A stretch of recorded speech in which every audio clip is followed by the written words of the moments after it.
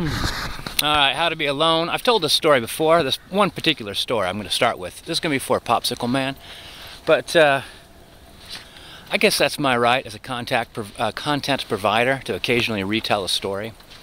So let's go. Alright, so there's a movie theater, Popsicle Man, right by my house. The movie theater was free. They sold food and drink and stuff like that, and you know, it wasn't first run movies or whatever. It was, you know, it's whatever they could get their hands on for very little. And so I used to call friends up and say, hey, you want to go see the 4 o'clock movie today? And they're like, what's playing? I'm like, I don't know, a movie, man. Go see a movie. Get a glass of beer and a slice of pizza and sit in a theater and watch a movie. Like, you don't know what's playing? I'm like, no, it's free, dude. And it's beer, and it's pizza, and it's a movie. Those are 3 good things. They're like, well, I don't know, I'll call you back. I'll find out what movie's playing.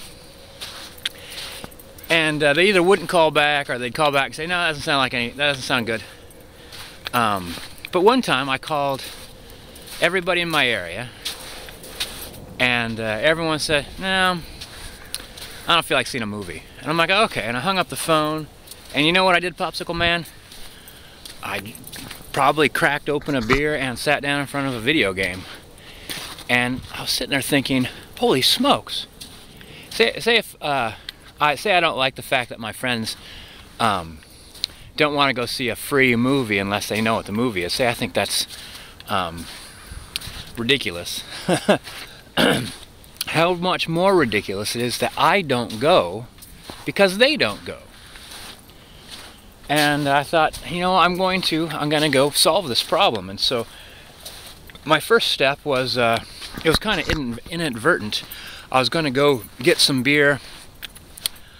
You know, those bars that sell beers in the big jars you could take home and drink. And I arrived early. And I thought, I'm going to get started right now. And I went over to the coffee shop and got a coffee. And borrowed a pen and some paper and started writing down things that I would like to try by myself. And one of them, of course, top of the list was go see a movie. And I just kept adding to the list. And then the thing is, on this list, I would write down notes afterwards of like, how was the movie? And I remember the first notes were like, I felt kind of awkward sitting by myself. I felt really aware that there was nobody around me or everybody was there with groups. I didn't see anyone sitting by themselves. I went and saw a comedy and I kind of lost myself in the movie a little bit and I started to laugh and suddenly I felt really aware that, you know, I was sitting by myself again. But then eventually the notes were like, yeah, good times, nothing but a good time, good movie. Totally lost myself in it. Totally, like,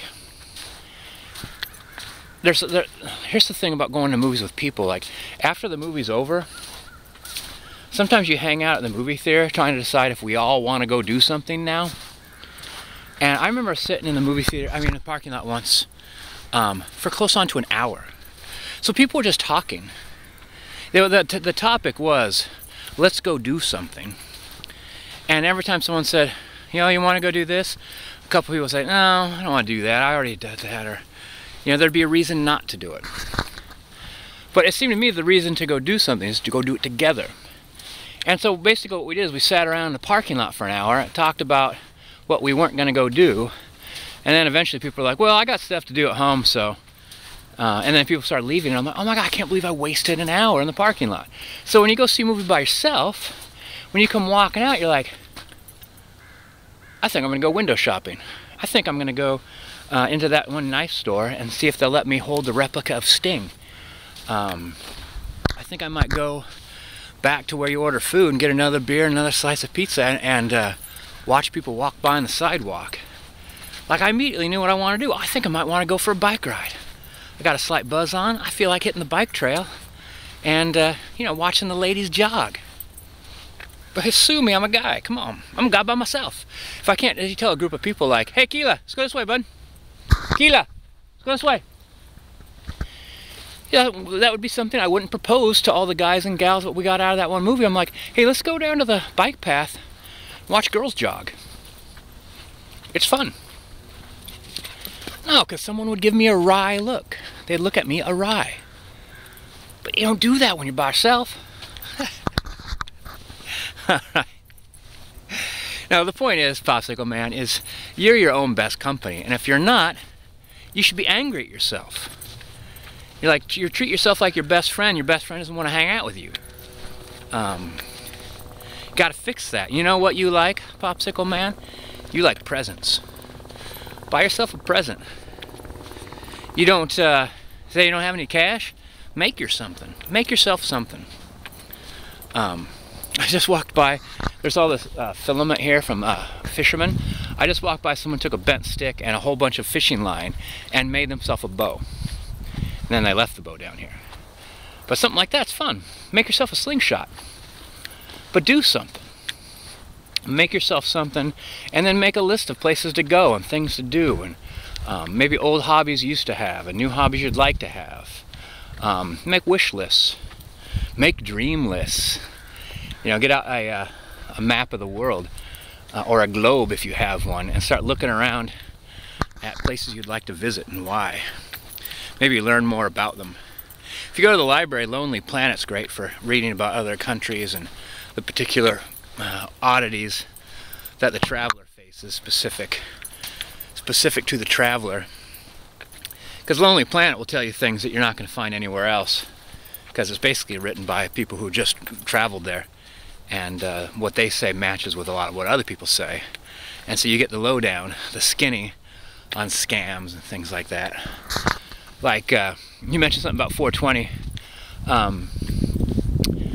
There's a lot of scams that police do around the country, around the world, where they work with a drug dealer, and the drug dealer turns in tourists that he sells drugs to, but not locals. So the police are constantly busting rich tourists for drugs. It makes them totally look hardcore on drugs, and then in many cases they give the drug dealer a little money, or they might even give him his drugs back. But either way, they look the other way and let that guy operate, as long as he keeps feeding them tourists. So don't go to Jamaica and buy a pot from that one guy that your hotel concierge pointed out to you. But actually, another good thing, just straight up, just walk. Go for a walk. Because you never know where your feet might take you. You never know what you might think about on your walk. And at the very least, if you don't go anywhere interesting, if you don't have any deep thoughts, you'll get some exercise. And the body, being an excellent drug store that it is, will give you endorphins for free. Get all high on endorphins, which is good. All right, Popsicle Man. Go out and be your own best friend, goddammit.